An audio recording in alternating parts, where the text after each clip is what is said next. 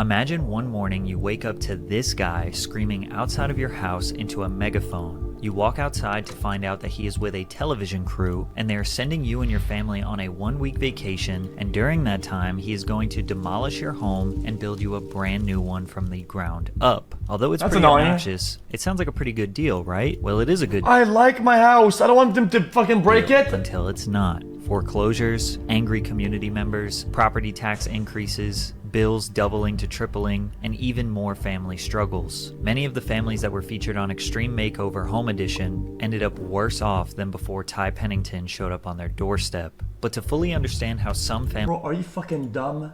Bro, it was a fucking joke. Bro, I barely lived in any of my houses. I don't live in them ever.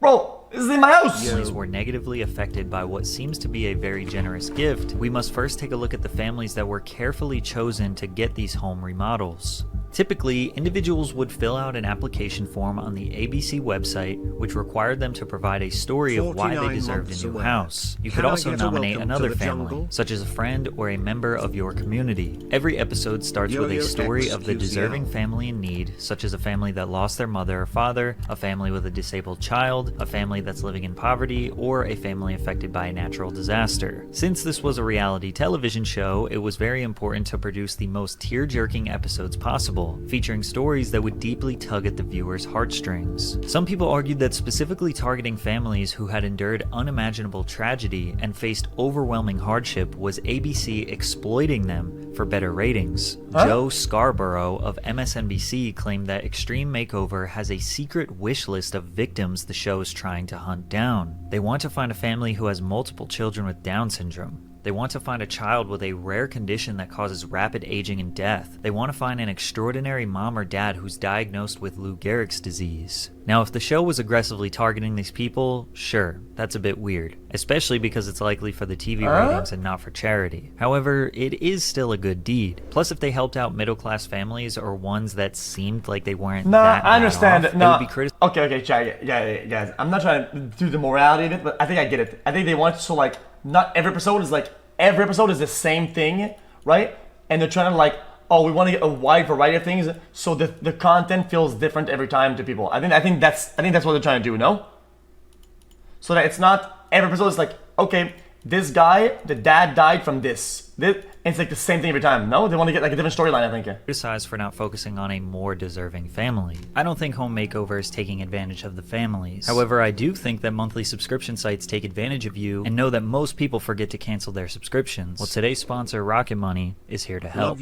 Rocket Money is an 4 million users using Rocket Money. Get your money vacation to destinations such as Hawaii, California, or Florida. During the family's trip, ABC would rally hundreds of contractors, construction workers, and volunteers in the local community to help. Sometimes they would even make Facebook pages so all their neighbors could stay up to date. Oftentimes, the volunteers are critical for the house getting completed. Well, I mean, I'm right about it. Then, Ty Pennington would video call the family and show his crew absolutely destroying their house. And sometimes they would take it too far. Take the Rapati Pierce family, for example. The mother and father were both police officers, and one tragic night, Christina was shot during a foot pursuit, which led to her being paralyzed from the waist down. Jeez, so they hired the LA SWAT fucked. team to place bombs inside of the house, detonate them, then drive a massive battering ram attached to an armored truck to destroy the house. Now, obviously, they have to do demolition to rebuild a new house from the ground up, but it would still be a bit traumatic to watch your home filled with all those memories get smashed to a million pieces. But the ridiculousness didn't stop there. Remember, this is reality TV. Just building a very practical, standard, and modest home wouldn't be good enough. So the carpenters and designers were pushed to create increasingly elaborate designs and gimmicks to boost ratings, such as this airplane-themed bedroom with bags of peanuts as curtains. This very small Chat, I get it, chat. They had to exhibit the show, right? Backyard that was converted to a miniature go-kart track. How many trips around that go-kart track would a kid be able to do before they get absolutely sick of it? Why not a playroom with a ball pit containing 27,000 plastic balls? My personal favorite, a teenager's room entirely made out of duct tape. Desk. I have a bedspread and a pillowcase made out of duct tape. The designers would take one small facet of their personality and dedicate the entire bedroom to it. Like this toddler who said he wants to be a cardiologist when he grows up, so they put EKG signals on the walls and a dresser designed to look like a human heart. Rooms like this seem very difficult to age in, and the tacky designs would actually take a considerable amount of effort to change. But sometimes it was. Chat, if you're like 15 and you're too young, and you probably don't remember Pimp My Ride. They would say, oh, the guy says, I like smoothies.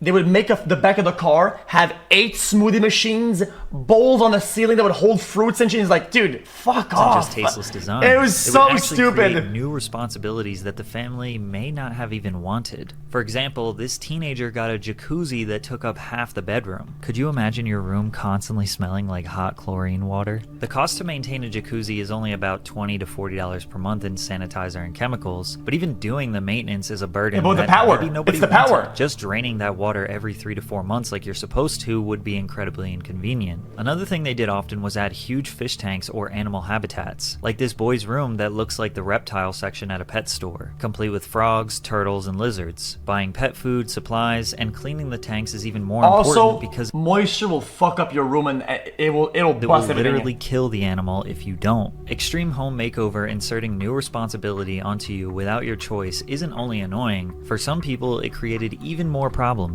and financial stress that ultimately forced them to move out of their homes. Unplug the whole thing. Now, most of the time, ABC would entirely pay off the home for the family. However, owning a home is more than just paying the mortgage. That's Expenses right. such as property taxes, utilities, and home maintenance add up extremely quickly. There have been multiple reports of families whose expenses doubled, if not tripled, within the first year of living there. The Dickinson family went from an 1,800 square foot ranch to a 6-bedroom, 4-bathroom, 4,000 square foot super home. Shut up, bro. You ain't know none of that shit. Yeah, I do. I do know that. It's why there are a lot of game shows where you win one item.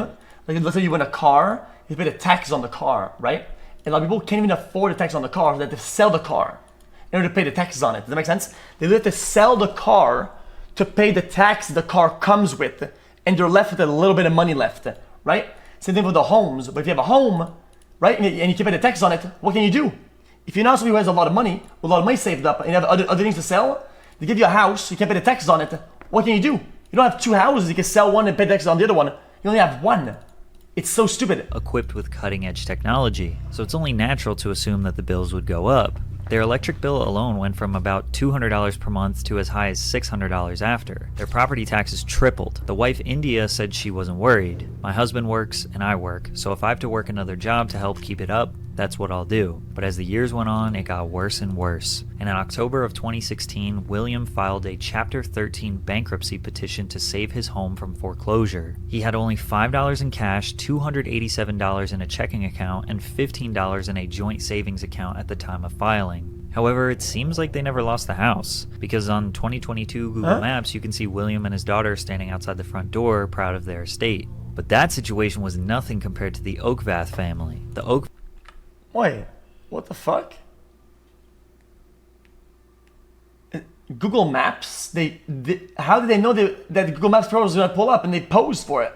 Or proud of their estate. But that situation was nothing compared to the Oakvaths family. The Oakvaths were from Gilbert, Arizona, and their story began with a heartfelt letter from their daughter Cassandra, who requested the show to renovate the cancer ward where she had been a patient. Touched by Cassandra's selfless request, the producers not only granted her wish, but also surprised the family of 9 with a 2-story mansion. The construction involved a massive team of 1,600 contractors and volunteers that garnered attention from across the state. Unfortunately, this wasn't happily ever after. Utility costs reached $1,200 for electricity per month and $400 per month for water. Property taxes increased from $1,600 pre-makeover to $5,600 after. Yo, chill. What the fuck are they doing? Chat, can they not just... Okay, I don't mean to be rude. Chat, can they not just not open the lights, disconnect shit? Like, I feel like if the upkeep is too much for lights, and you can just pull the plug on it and just keep the ones that you need, or like reroute the electricity. I'm confused. From $1,600 pre-makeover to heating and air? $5,600 after. Brian lost his job and was battling depression.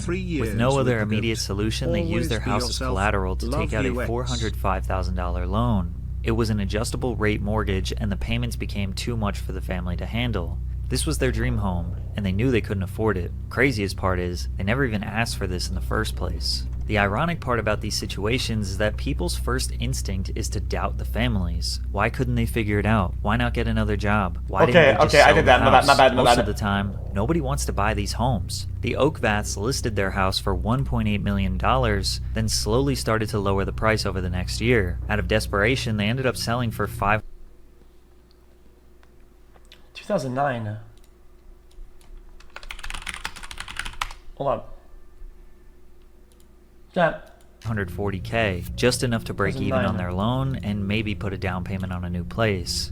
The Beach family have been trying to sell their home since February 2013. The price tag started at $700,000 and is now down to $535,000. They say they've had to sell because the upkeep of the house is just too much now. It's a unique home and will take a unique person to buy it. X is unironically a grade school critical thinking. 33 months ain't no fucking way refund. Most critics forget the reason these families got these homes were because they were struggling in the first place. Many of them had pre-existing debt. Some of them weren't even homeowners in the first place. They were renting the house and ABC bought it and built them a new one. Combine these money issues with the family trauma they were all experiencing, and it's a recipe for disaster. Not wrong. From my research, every single family that sold their... Guys, I can't help but feel like that maybe the market wasn't doing fantastic for housing and shit like that.